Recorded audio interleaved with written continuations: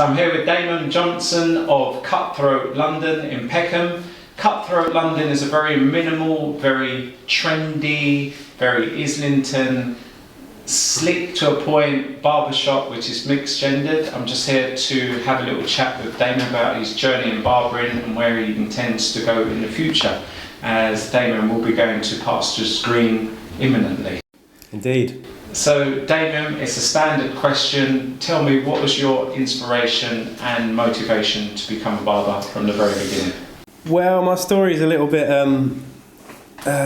different, I guess. I was kind of, to cut a long story short, I was kind of made homeless up north and didn't really know what to do with myself, to be honest. I was at a bit of a loss, and I sort of fled back to my hometown with a bag of clothes and not really sure what I was going to do with myself. And always had an interest in men's style, and certainly fashion and menswear and stuff, and hair obviously as part of that.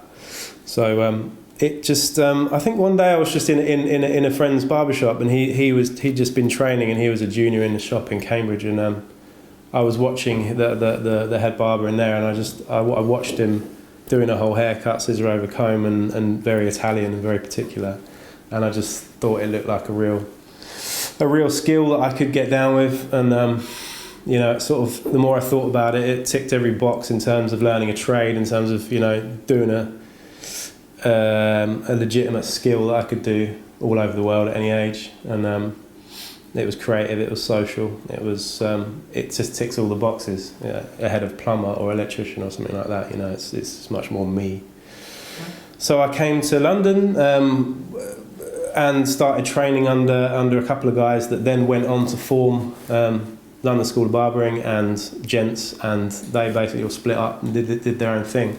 So this was before all that happened, and that's it really. Since then I've been grafting. So.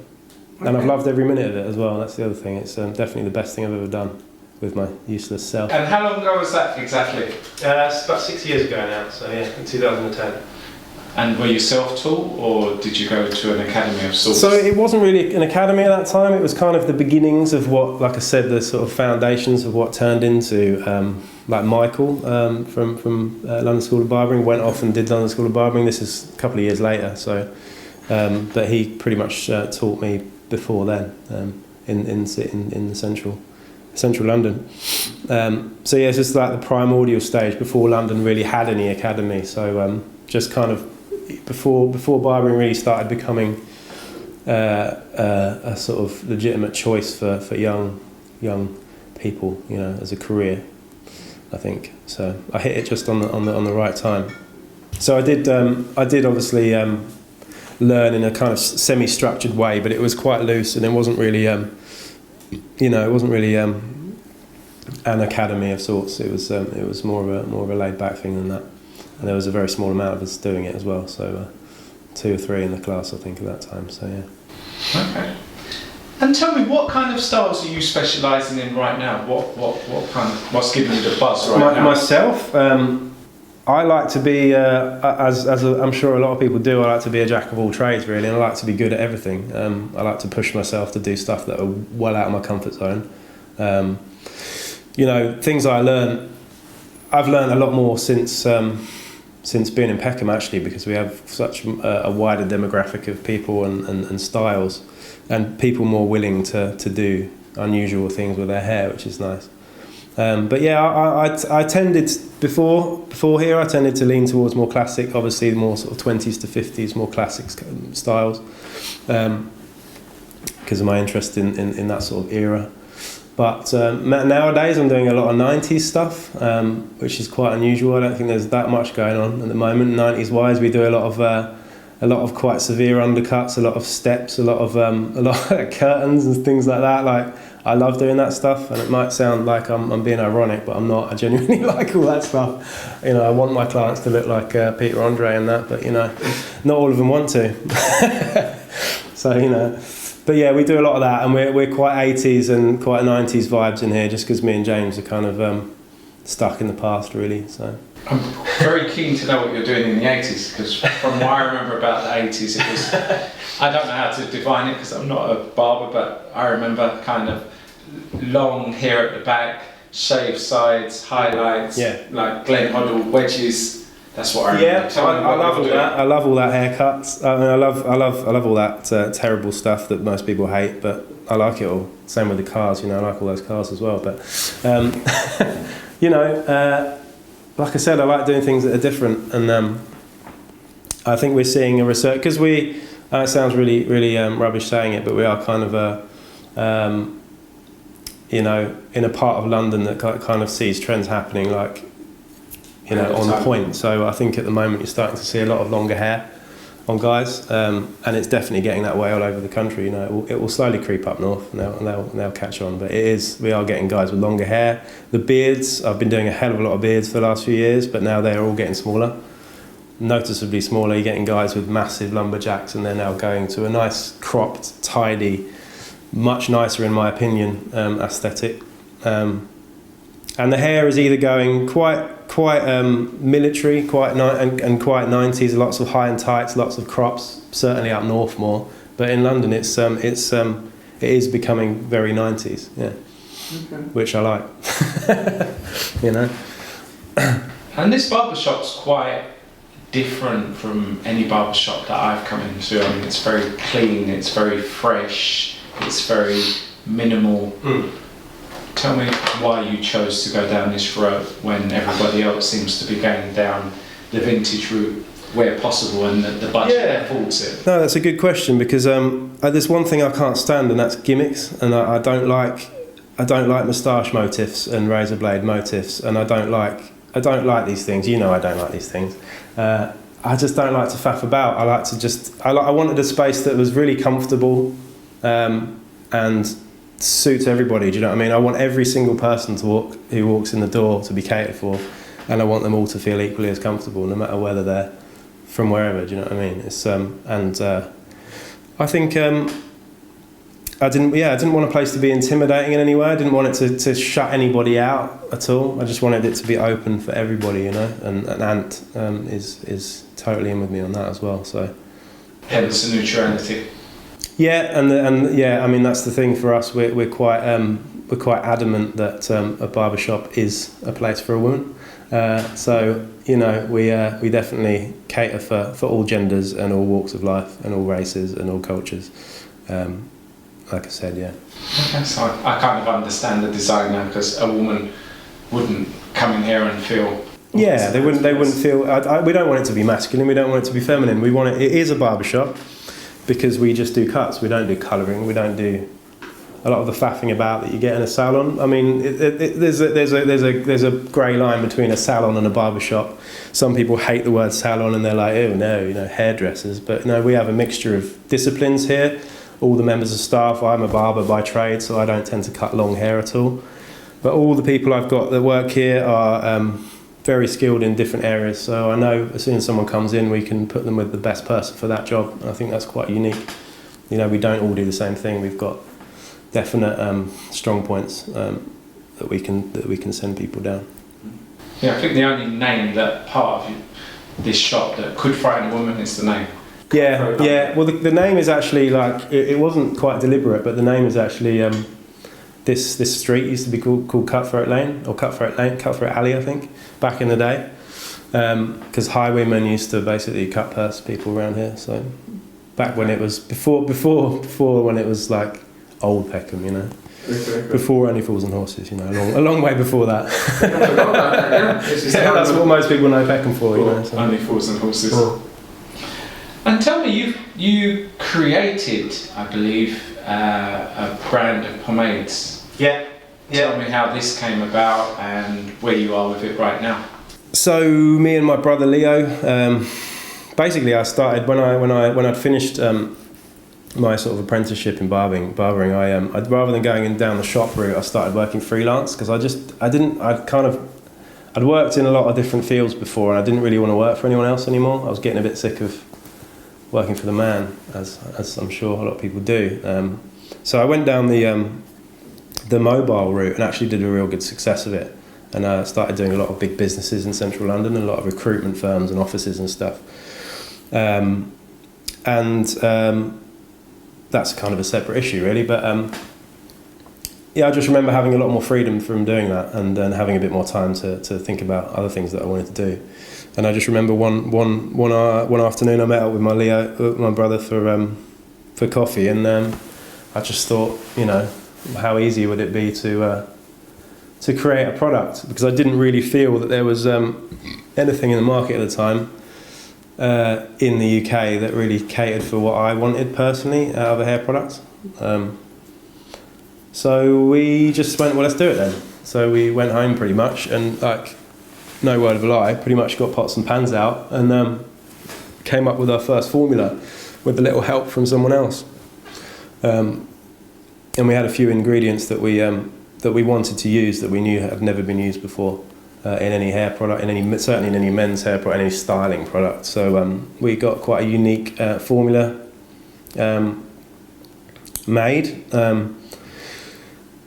And all of a sudden we got bunches of jars, and we got loads of labels, and we got a design done, and it all happened very quickly. And then the next thing you know, we've got quite a lot of rave reviews on forums all over the world, and people in America going nuts for it and stuff. And it just blew up basically really quickly, and we didn't see it happening at all. We just thought we were going to be selling 10 of them every week from our house, you know, from the kitchen, basically, and then it went from there to selling thousands every week. Do you know what I mean? So it's pretty crazy. I mean, it's growing massively, and this year I think there's another sort of 20 products out now, coming out, and it's going into you know, skincare and shaving and a few other different avenues. But at present we've got 5 different hair pomades out, which I use the word pomade quite loosely because it is really a loose term.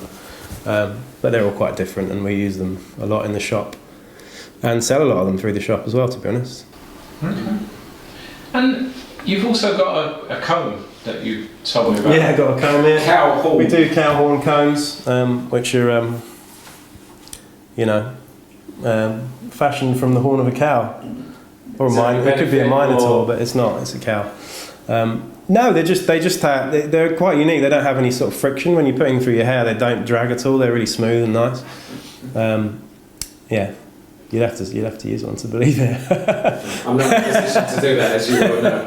Yeah, but they're a nice little piece to add to a collection anyway. But yeah, things have gone from strength to strength. I'm not actually part of the business anymore as such. So my brother is still at the helm, and things are growing massively. And over the next few years, I think you'll see it in some interesting places. But it's been all over the world now. I think the brand has covered most territories on earth, so that's pretty something to be very proud of, I think. So tell me how you took this from literally mixing it in your pots and pans to the large scale that you have. Was that done via the Facebook group that you have? Yeah, that just hard work really. But yeah, we had the main thing is just the social media side of things. Yeah, so we had a couple of really good reviews in America. People that just put grease in their hair, and kids watch it and they love it and they want to buy it. You know what I mean? So we had a particular guy called The Pomp. He's quite well known in the States. Divides a lot of opinion. He's and. Yeah, and then I sort of started a Facebook group, which is quite a nerdy thing to do, but it's called Everything Pomade, and it's now got stupid amount of thousands and thousands of followers, and I just kind of can't believe it. There's these mainly American kids actually, and people from Germany and all sorts of places all over the world come together and talk about hair grease basically. And since we sort of started that.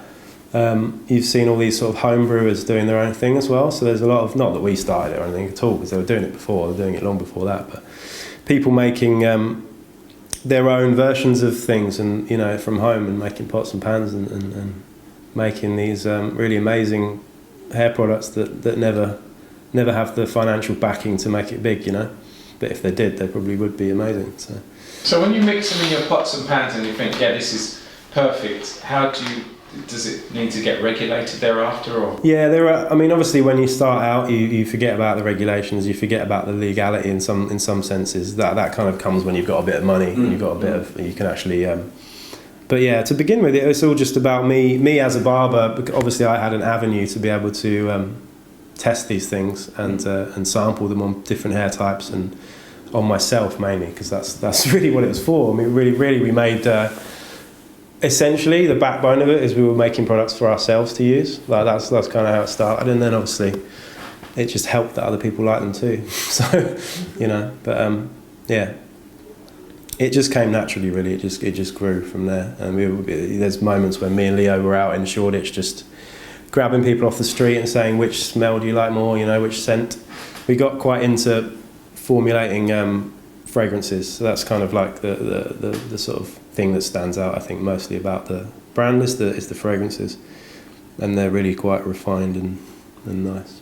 Okay. Yeah. And are you doing any form of education right now? Not at the moment, but I'm definitely thinking about it.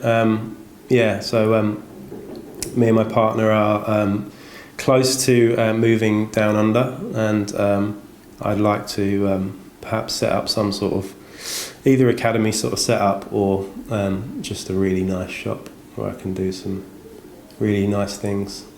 Workshops on the Sunday afternoon. Yeah, maybe that as well. I don't know. We'll see what happens. But there's definitely some scope for a few different interesting things, and I think I'm definitely going to be doing a good job of it. I think so. Yeah. Bringing the London vibe down under. Yeah, I think that's the main thing. I think it lacks a bit of quality, really, in some ways.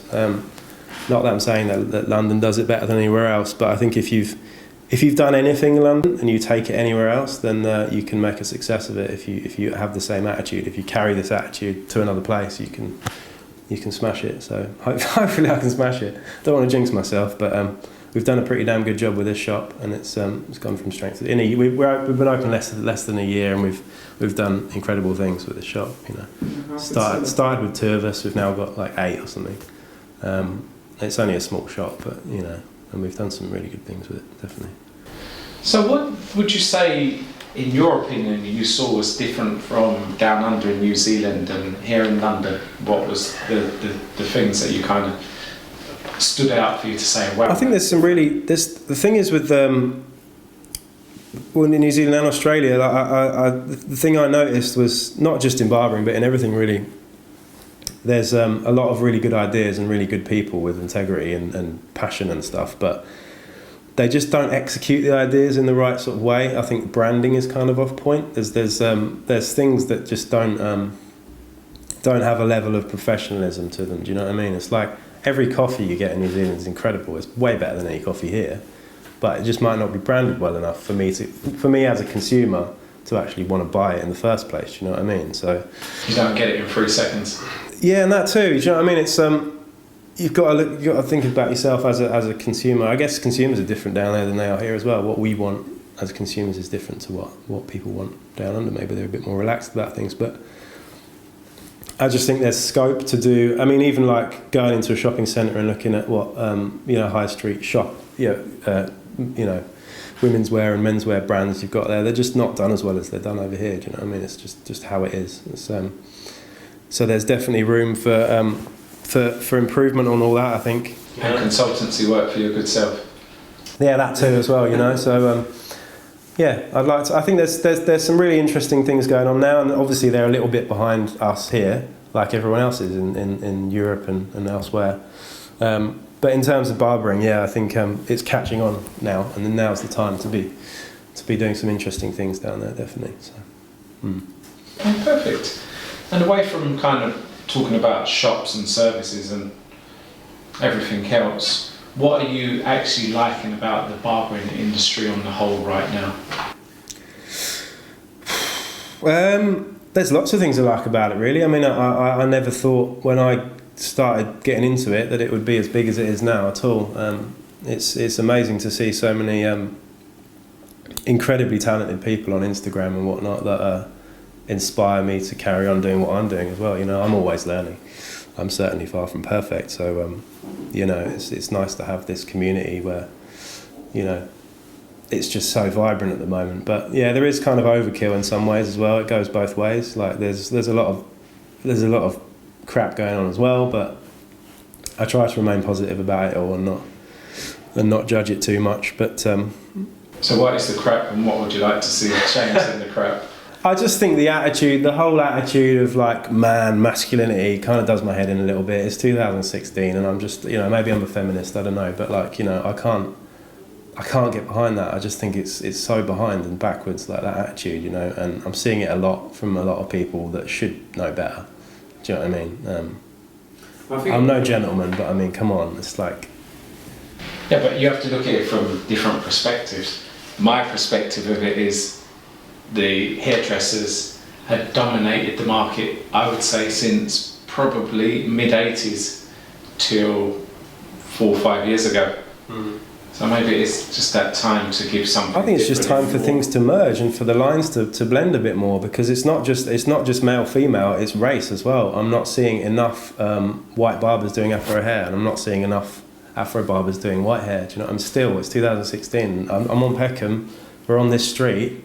Several barbers down here that just don't use scissors. Do you know what I mean? It's like I want to see that more. And like I said, I push myself to do everything, and I love cutting afro hair, and I love cutting Chinese hair, and I love doing whatever. Do you know what I mean? It's But I just think it needs to blend a bit more.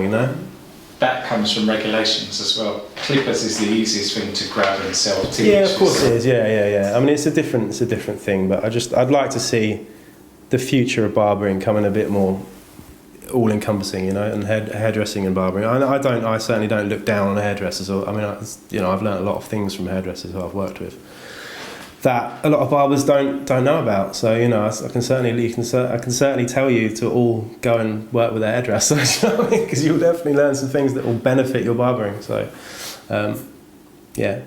So what are you doing outside of barbering that you could categorise as hairdressing? Are you doing colouring and stuff like that? No, we don't do any colouring. I mean, the reason why we don't do any colouring is because it takes too much time. It takes too much chair space as well. I don't want someone sitting there for 3 hours while they're reading a magazine. It's not our vibe. We're not somewhere that rushes people through. We're not like a chop shop. But having said that, it's just a bit too much of a faff. We also don't have the storage space for all the colour and all that stuff. It's all a bit of a faff, really, and it's not something I'm passionate about. I'm not passionate about long hair. I will cut long hair, and I'll do a decent job of it, but I won't go for it. It's not really my kind of cup of tea generally. But yeah, I mean, certain techniques and things that I might learn, certainly sort of point cutting, slide cutting, all these things that you don't tend to use as just more scissor work, basically. I think is something that every barber can do more of,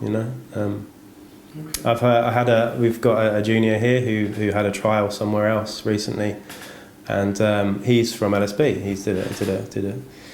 He came out of LSB, which I really rate, because I've actually got a couple of members of staff here that have come through their academy, and I think they're really good barbers as a result of that academy.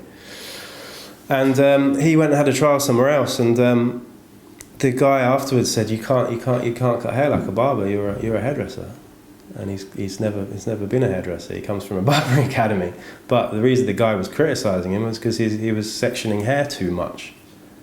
Like this guy obviously comes from a different dimension where you only do, 3 cuts on the top of someone's head, and that's it. You know what I mean? Like, to me, that's just rubbish. I mean, that's a far more inaccurate and terrible way of cutting hair. And it might be quick, but it's certainly not good.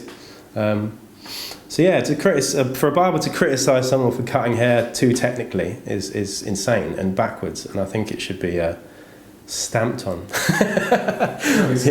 Extinguished. Going to lose that when it gets. Well, exactly, and this is the thing, man. Like, you might be quick and stuff, but I mean, it's the ones that are comfortable and happy with their haircut that come back. So. Okay, tell me, talking about doing things differently, you. Recently went down the American Clipper route. Mm-hmm. Route. Let's say route for the sake of the American. Tell me why you felt you needed to do this. I don't really know, to be honest. I think I didn't want to use super tapers anymore. I don't like them. Might be hard for some to believe, but I don't like them. They're not powerful enough. That's the main thing. But I just like being able to sort of have a various amount of kit that I can do different things with. Like, you can't really find stuff over here that fits every sort of every need that I might have as a barber.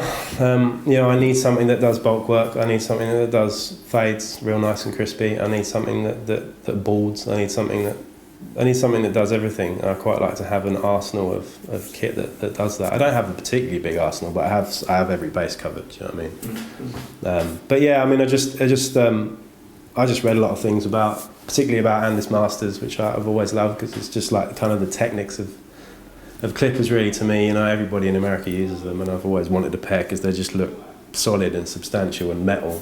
So got some of them off your good self, and I've used them every day since. I find they're amazing for doing lots of tapering and really soft, long tapers and stuff. Do you feel like they really did step your game up? Yeah, I do, definitely. Yeah, the thing until then, I was struggling with some types of hair, particularly like thicker hair types and stuff. And you can't get low powered clippers through them. Do you know what I mean? But the blades on them just feel so much nicer. The spec might not be too different, but they just feel better. And I like the weight to them, and makes me feel like an American barber when I'm doing all this. So. But since then, I've kind of customised my kit quite a lot, and I get the best out of every piece that I use. There's still things that I want. There's something I want off you. I want a Model 10, I think, just for power and bulk work. Yeah, I've got some guys in here that have wire wool for hair, so it's kind of like I need that. But yeah, I think I'll continue collecting things because I think it's quite a nice. If you're into it and you're passionate about barbering in general, which I am, I think it's good to have a good knowledge of different kit as well. Because if you never know where you might find yourself. I might find myself on the other side of the world, not able to use some of these clippers or whatever, but obviously thanks to your converter I can do that pretty much anywhere as well, so that helps.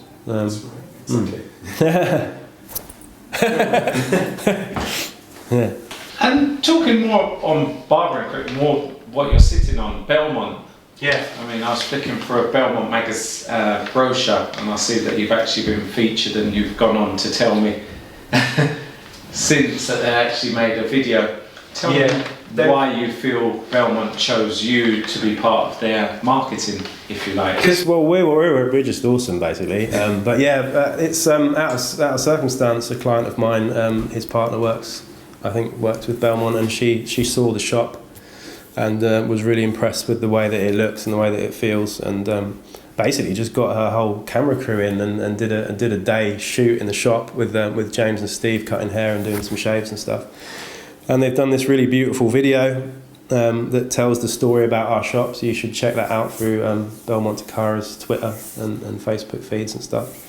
But they've kind of used us to champion their sort of UK market, which is really, really flattering because they're an amazing company and their chairs are obviously the industry standard. They make chairs for dentists, so I mean they've got to be good, right? But yeah, we actually went with a slightly smaller chair. We didn't want like massive old school looking Chevy chairs. We just wanted simple strip back, clean, black and white. So I mean these are gorgeous, yeah. So and I love them. They might be not too substantial for some, but they work fine for here. So we haven't got too much space, and everything is monochrome, so it has to work in that sense. Okay. And do you take these when you do your pop-up shops? Because you've done something recently with. We did, a little while ago, we did a thing for Calais, which was obviously for the refugee crisis in Calais, where we put a chair in Copeland Park behind the Bussey building and cut hair for donations and made a fair bit of money out of that for Calais, so that's good.